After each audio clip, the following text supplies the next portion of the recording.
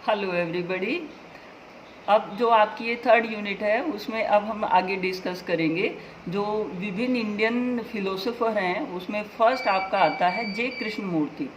जो जे कृष्णमूर्ति जी थे, इनका शिक्षा में क्या योगदान है, एजुकेशन फिलोसफी में इनका क्या योगदान है, या ये कहें कि शिक्षा में इनका या समाज के लिए इनका क्या योगदान है, तो बिल्कुल चलेगा।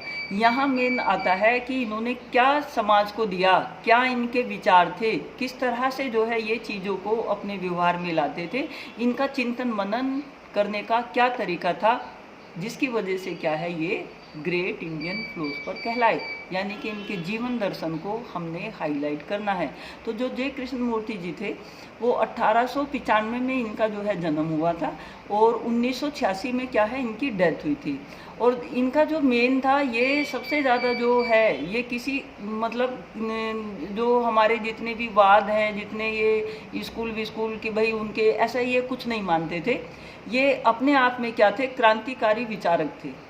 यानी कि इनका जो सोचने का तरीका था, जो मैं सोचूं, जो मैं करूं, जिस तरीके से करूं, जो सही हो मेरे लिए वही है।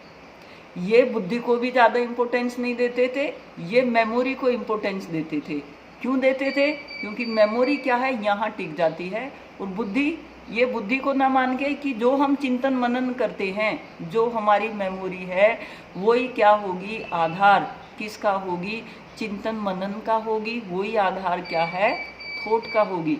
तो इन्होंने क्या था, जो जे कृष्णमूर्ति जी थे, ये बुद्धि की जगह क्या है मेमोरी को इम्पोर्टेंस देते थे।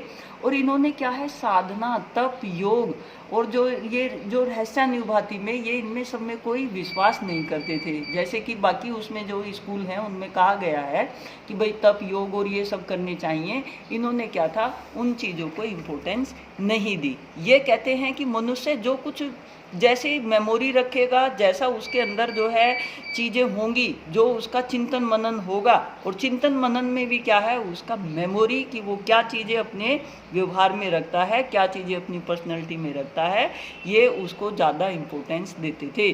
बुद्धि की अपनी कुछ सीमाएं होती हैं और वो सीमा का जो आधार होता है वो मेमोरी होता है। नेक्स्ट इन्होंने क्या लिया कि आत्मज्ञान का महत्व के बारे में ये क्या कहते हैं। ये कहते हैं कि सबसे महत्वपूर्ण बात यह होती है कि हम अपने को जानें। हम जो है आत्मज्ञान में का महत्व ये है कि हम अपने को जानें।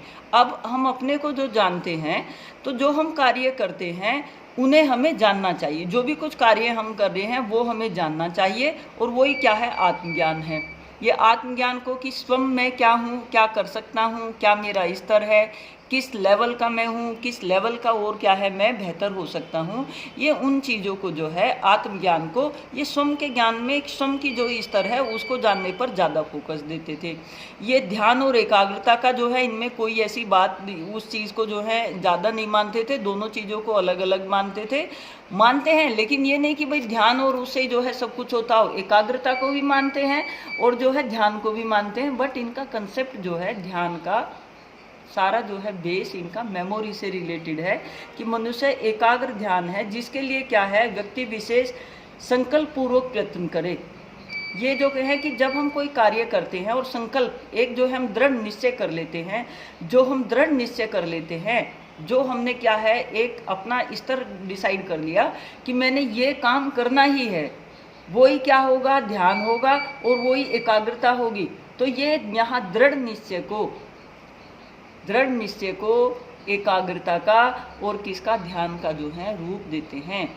हमें क्या है डिटर्मिनेशन पावर, इन्होंने क्या है ज़्यादा बल दिया है कि हमारी डिटर्मिनेशन पावर जितनी स्ट्रोंग होगी उतने ही हम ध्यान और एकाग्री चित्त वाले क्या हैं होंगे। अगर हमारी डिटर्मिनेशन पावर जो है स्ट्रोंग नहीं है तो हम कार्य भी क्या है उतने ध्यान और एकाग्रचित्र होके नहीं करने के। तो ध्यान और एकाग्रता को जो विकसित करने का आधार है वो इन्होंने माना है दृढ़ निश्चय को।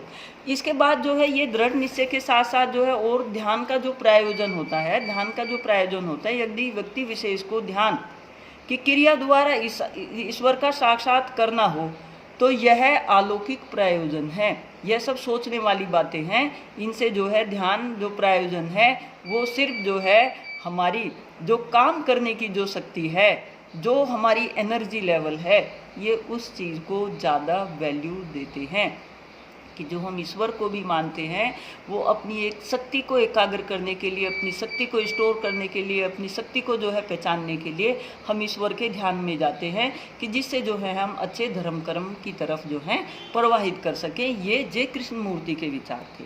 जो हमारी इच्छा है और जो हमारी चेष्टा रहित है, जो हम इच्छा और चेष्टा रहित, हम दो शब्द होते हैं, इच्छा और चेष्टा रहित। अगर कुछ इच्छा है तो आप कार्य करेंगे और कोई चेष्टा नहीं है तो आप क्या हैं, कोई कार्य नहीं करने के।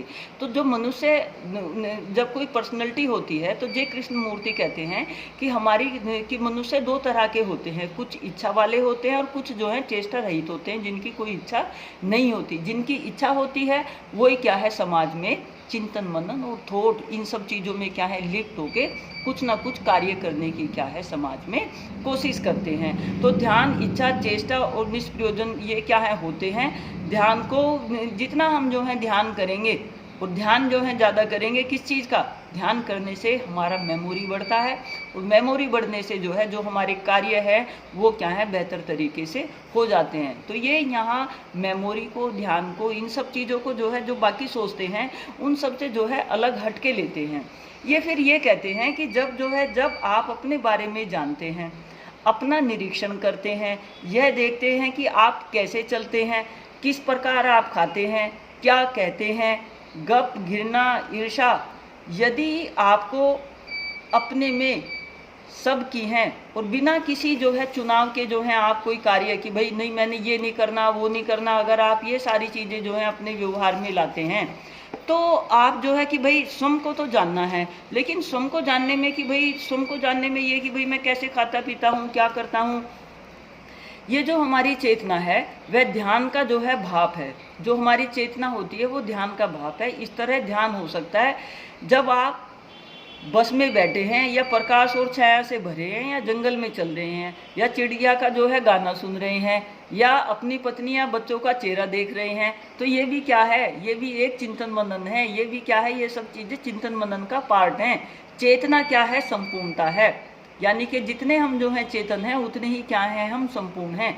अगर जो है हम चेतन नहीं हैं तो कुछ भी नहीं है। तो ये चेतनता को ज़्यादा एम्फेसाइज करते हैं, ये शुद्ध अनुभूति को, कि हमें क्या है विचारों से शुद्ध अनुभूति करनी चाहिए। शुद्ध चीज़ें, अच्छी चीज़ें वही क्या है व्यवहार में विकसित करनी चाहिए। जितनी हम शुद्ध चीज़ें व्यवहार में ला रहे होंगे उतना ही क्या है, क्योंकि हमें पता होता है क्या चीज़ नेगेटिव है क्या पॉजिटिव है।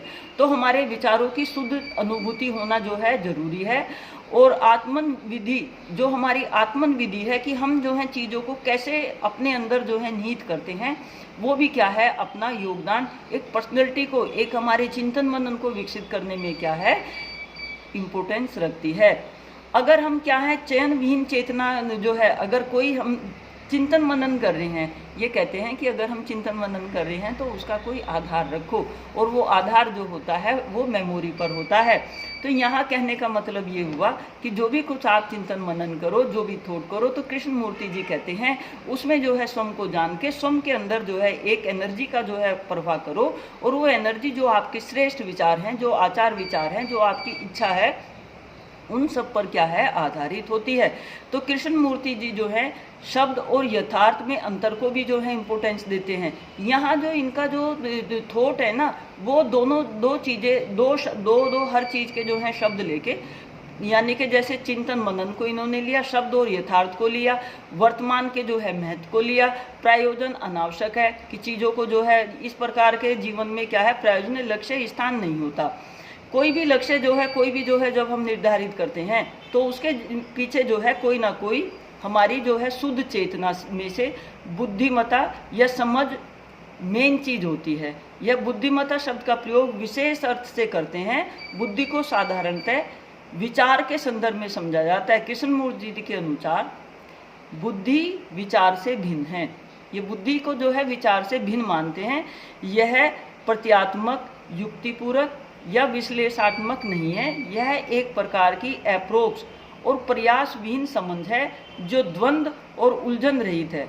बुद्धि व्यक्ति प्रज्ञ है, यानी कि वाइज है। जो बुद्धिमान व्यक्ति है वही क्या है वाइज कहलाता है।